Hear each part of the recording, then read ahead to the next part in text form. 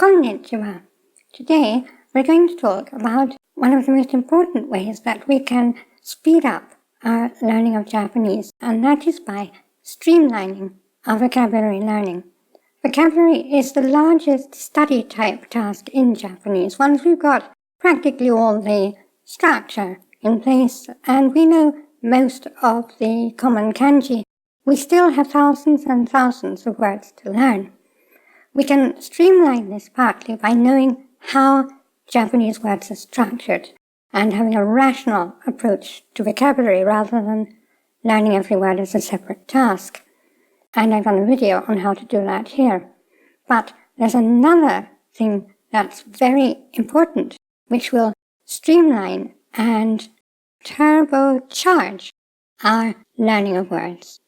And that is something I don't want you to run away when you hear this, because the way some people advocate this is a very daunting and unproductive kind of way, I would say, which is what they call the monolingual shift. Because what we're talking about here is having Japanese on the back of your cards.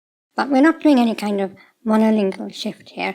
We're doing it in a pragmatic way. And I've done a video on how you can start introducing Japanese definitions on the back of your card in a painless and easy way. And if you haven't seen that video, I recommend watching it. But that's not what we're going to talk about here directly. What we're talking about is how we can use this to make our learning of Japanese words much more efficient. We do most of our learning, obviously, through SRS, usually Anki. And the important thing here is to have some Japanese on the back of as many cards as you can. Why is that? Well, for a start, if you have a Japanese word and you can define it by another Japanese word that you're learning, let's take a very simple one. If you're learning the word samui and you already know the word atsui, as I said in that video, you can just say samui and have the definition tai atsui. That's to say, the opposite is atsui. And that's a very simple way of defining samui. Why is this important? It's not just a question of starting to think more in Japanese. It has a very practical value, and that's this. If you've been reviewing cards for a little while, you'll probably notice that you look at a word and you think in your mind what it means before you turn the card over, and what you very often think of is more or less the exact words on the other side of the card. Now, with things like inu, dog, and mizu, water, that's pretty obvious, but in many cases with subtler words, there are various ways they could be defined, but what you remember is the exact words on the other side of the card. That's good. It shows that you're learning, it shows that your SRS is working. But it's also a waste of bandwidth. Because what you're doing here is learning not only the word, but the associated English words that go with it. You don't need to learn English. So, if those words are in Japanese, on the other side, what you're doing is reinforcing the Japanese words. If you're defining a Japanese word with another Japanese word that you're still learning, you're essentially reviewing both of them at the same time. In some cases, you may not be learning the other words. For example, let's suppose you have the word reiki, which means chill or cold air, and you define it sumetai kuki, cold air. That means you're going to associate those words, sumetai kuki, with reiki. Now you may know sumetai very well and kuki very well, in which case you don't really need to reinforce them. So is that doing any good? Absolutely it is. Because there's a bit of a fallacy in language learning communities that learning a word is a simple process. Once you understand that word, you can look at it for a second or two and remember what it means. You've learned it. But that's not the important part of the process. The important part is getting it really fast. If you can remember what a word means when you look at it in 2 seconds or 1 second, guess what? That's far too slow. When you're hearing it in real life, coming at you in a torrent of other words. Taking 1 second to remember it is a lot too slow. By that time, a dozen other words have flown past and you're completely lost. Even when you're reading, if you have to pause even fractionally to remember the meaning of half the words in a sentence, it becomes quite hard to realize what the whole sentence means, especially when it's a slightly more complicated one.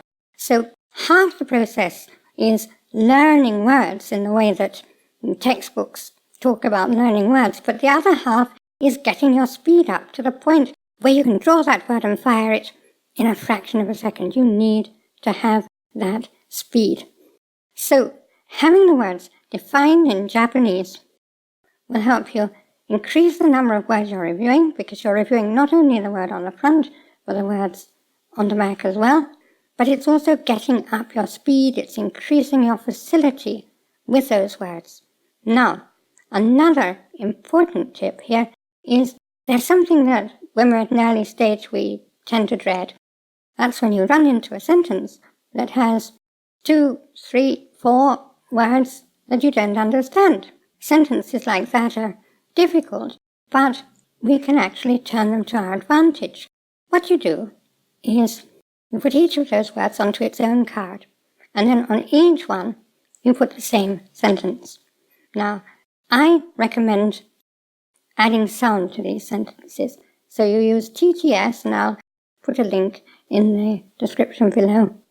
You use TTS to turn that sentence into spoken Japanese, and then you have that same sentence on each card with the word in. So every time you see a word, what you use to check whether you understand the word or not is that sentence. You don't need any other definitions so long as you understand the sentence. And that means that every time you run into one of those 2, 3, or 4 words, you're reviewing the other 1, 2, and 3 as well. And this consolidates all of them a lot faster. And speed is important, not only speed in producing a word or understanding a word, but also speed in learning it, because we don't want to spend most of our immersion time in Anki. We want to keep Anki down to a minimum. And by multiplying the amount of words we're drilling in the same space of time, we're reducing our Anki time or increasing the amount of vocabulary we're learning, or both. Now, adding sound to definitions is very important too, because people often say, well, maybe I'll forget the Japanese definition and I'll have to go looking that up and it's going to slow everything down. Well, you know, there's actually no harm in having an English definition so long as you have your Japanese definition in audio. The method I recommend is this. You have the word on the front. When you flip the card, you listen to it. You don't look at it at all. So you'll hear your Japanese definition. You'll hear the sentence in Japanese if it's a sentence in Japanese. So long as that confirms that you got the word right, you don't even have to look at the back of the card. Just flip over and go on to the next word. You only look at the back of a card when there's a problem. And what this means is that on the back of that card, you can have English definitions, you can have mnemonics, you can have whatever you like. But what you'll be doing when you're reviewing the word, so long as you know it, is only dealing with the Japanese. This keeps you in Japanese, and it also means that along with whatever you're reviewing on the front of the card, you're reviewing whatever is on the back of the card as well. Even if you don't take too much notice of that, you're using it to check that you got the front right, and that's subconsciously getting more Japanese into your blood. So this is pragmatic use of Japanese to Japanese together with sound, which allows you to stay in Japanese most of the time while you're reviewing, and to be subconsciously or semi-consciously, or if you want consciously, reviewing not only the word on the front of the card, but also the words on the back of the card, which exponentially increases the value you're getting for the same amount of review time. If you have any questions or comments, please put them in the comments below and I will answer as usual. I'd like to thank my Gold Kokeshi patrons, my producer angels who make these videos possible, and all my patrons and supporters on Patreon and everywhere. And I'd like to thank you for attending this lesson. これからもよろしくお願いします。Class dismissed.